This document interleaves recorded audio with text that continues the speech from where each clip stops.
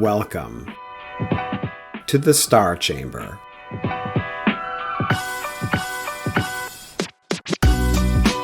I'm Ryan Swayze, a retired Air Force Lieutenant Colonel and the founder and president of the Walk the Talk Foundation, a nonprofit that advocates for and advises currently serving and former military service members going through the arduous journey of administrative processes and investigations in our government.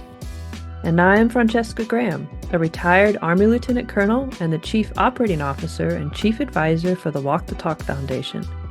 For all our returning guests, welcome back. And for our new listeners, thank you for tuning in. Before we begin this week's topic, please do not forget to hit that subscribe button, check out our Walk the Talk Foundation website, and hit that donate button if you think we're doing a good job. Also, check out our newsletter, the DoD Times Redacted, on all the socials, including LinkedIn, X, Instagram, and Facebook. Links in the description. All right, Star Chamber listeners, let's get started.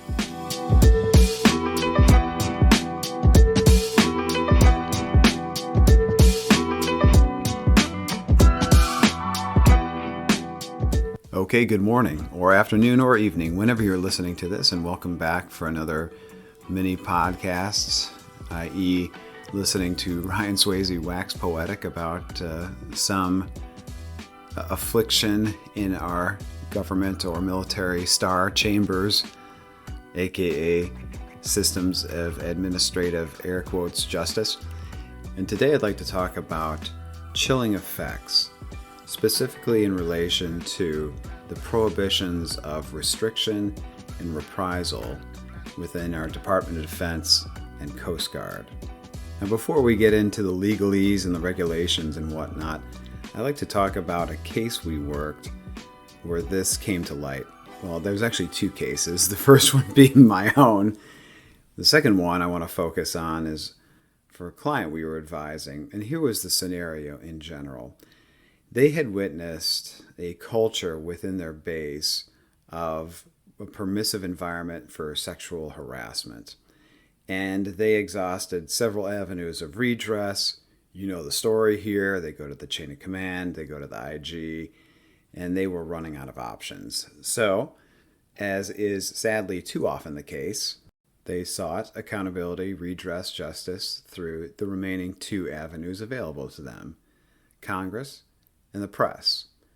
Now, as is also sadly too often the case, most staff workers and caseworkers in our Congress, when it comes to these issues pertaining to DoD members and Coast Guard members, play the role of glorified email forwarders. This case was no exception. They forward an inquiry to the DoD, who is then allowed to slow roll, stall, deflect, and deny in response to the inquiry, as happens all too often. So, frustrated, the member went to the last option, the nuclear option for some, the press. And he spoke with a reporter about what was happening at his base. And after vetting the story and ensuring its veracity, the news outlet published a story about the base and about all the misgivings occurring at it. This, of course, got the attention of base leadership, as well as the service's leadership. And in a subsequent all-call, the commander of the unit in question, as well as his commander, stood up in front of an audience of approximately 200 people and lambasted publicly the person who had gone public, saying, "If you take issues outside of the chain of command, you are a traitor." We need to break this down a little bit. First, sadly, speech to the press is not a protected communication. So, by law, a military member can be, and is oftentimes, punished for going to the news or the press. Marry that with the fact that a military member or Coast Guard member is significantly restricted, legally or otherwise, on what they can say to the press. And those restrictions have been steadily clamping down as of late, impeding, I argue, on basic constitutional rights. But let's get back to the sequence of events of this story.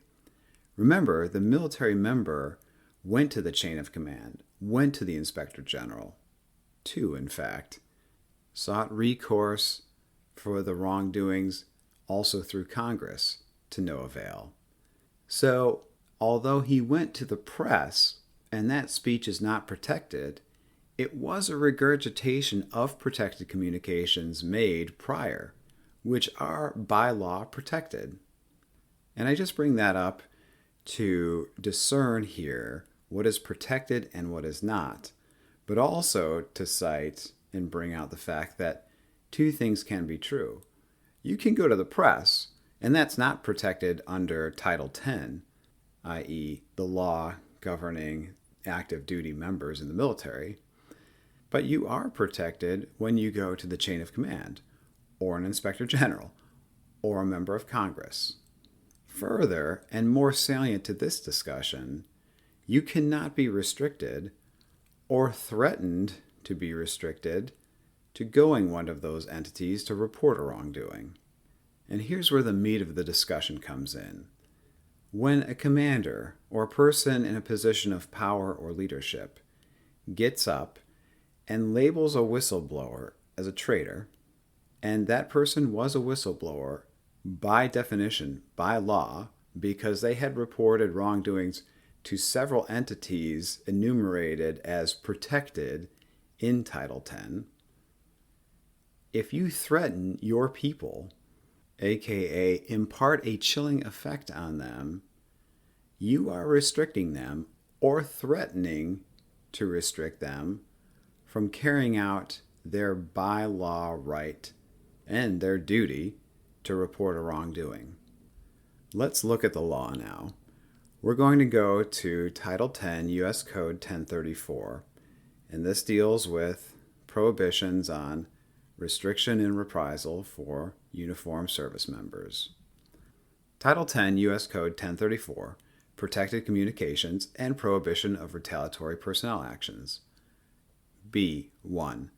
No person may take or threaten to take an unfavorable personnel action or withhold or threaten to withhold a favorable personnel action as a reprisal against a member of the armed forces for making or preparing or being perceived as making or preparing a protected communication. So, when a commander stands up in front of their organization with their commander seated in the front row and says, if you take things outside of the chain of command, you're a traitor, you have committed restriction. Period. Fucking dot. Because you have threatened, you have imparted a chilling effect on every attendee and really every member of the unit, whether they're in attendance or not. And we're going to get to that in a second.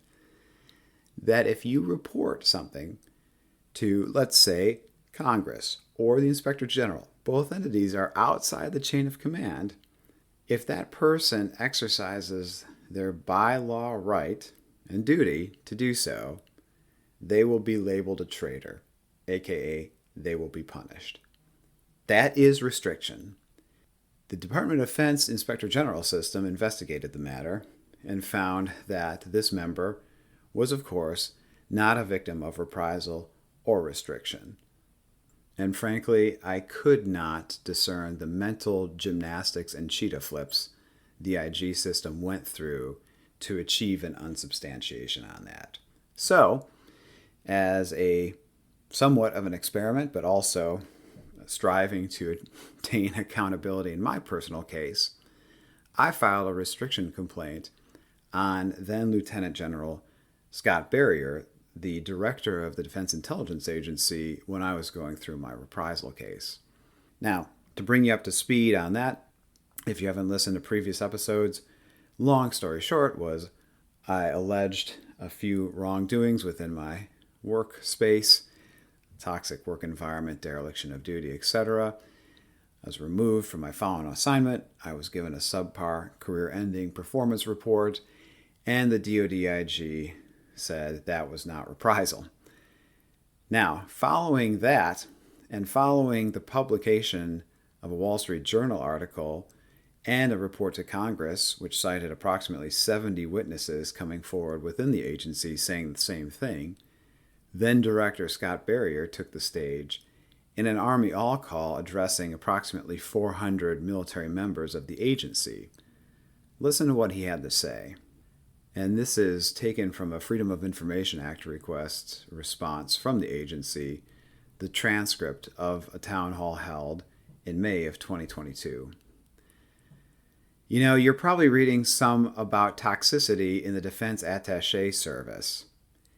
It all stems from an officer, happened to be Air Force, but it could be any service, who is probably in a very toxic environment on a defense attaché platform. For whatever reason, the system did not help him solve that problem fast enough. And so what you have right now is an Air Force officer who didn't get the evaluation he wanted. He didn't get the assignment he wanted. He retired. And now he's agitated about DIA and toxicity at DIA. Now, I don't think that's a DAS issue at large. End quote. Now, an important factor in this is, of course, the fact that it was a blatant lie. At the time of the speech, Berrier had in his hand 70 or so witness statements, all attesting to the same thing. But he got up on the stage and he pinned it on one person, the whistleblower, me, who had made swaths of protected communications to that effect. And he labeled me an agitated boat rocker and a whiner. So I took that to the DOD and I said, look, imagine if you are the victim of something in the agency, abuse, harassment, discrimination, of which we knew was occurring at the time. Imagine if you are in the audience and you are considering filing a complaint within the Defense Intelligence Agency, and the director stands up and publicly disparages a whistleblower. What effect do you think that has on the recipients of that message? It's a chilling effect. It is making veiled and or overt threats that if you go forward and report something legally, as I did, to the chain of command, to multiple inspectors general, to Congress, that you will be a pariah, you will be outed, and you will be done in the agency professionally and reputationally. That was the message, loud and clear. That is restriction. Again, I'm going to read the law. No person may take or threaten to take an unfavorable personnel action or withhold or threaten to withhold a favorable personnel action as a reprisal against a member of the armed forces for making or preparing or being perceived as making or preparing a protected communication. So when the director gets up and says, oh yeah, if you go and you report something to an IG or Congress, you're a boat rocker, what does that say to your subordinate leadership? Every whistleblower's free game. We can target them at will because the director is saying that's okay. That was my argument to the Department of Defense Inspector General when I filed that restriction complaint about 6 months ago. They interviewed a few witnesses and asked if they had been personally in attendance. And then they asked if they had been restricted from reporting or about to report a wrongdoing, to which they said no. But of course, they did not interview all 400 attendees. They interviewed a select few who said they were not restricted, and then extrapolated that to everyone in the Defense Intelligence Agency and said there is no possibility, again, with preponderance of evidence, that anyone was restricted from making a subsequent protected communication. I say bullshit. You cannot tell me that when the director of a 20,000 plus person organization gets up and publicly slanders a whistleblower, that they have not said in not so uncertain terms, if you blow the whistle, you will be targeted. That was exactly the message conveyed by the director. To the Department of Defense Inspector General, investigators, that did not make that link, you have failed. To the Department of Defense Inspector General system that has not made that mental leap, you are also failing. When a commander, a person in position of authority and power, establishes a culture by which people cannot make protected communications, they are restricting, period. Questions? We'll see you next episode, everybody. Bye. Well, that's it for this week's topic. We really appreciate you tuning in. Don't forget to hit that subscribe button if you haven't already, and check out our foundation website at walkthetalkfoundation.org. And feel free to reach out and give us feedback. You can get a hold of us via Facebook, X, Instagram, LinkedIn, and our foundation's website. Details in the description section. Thanks for tuning in, and see you next episode.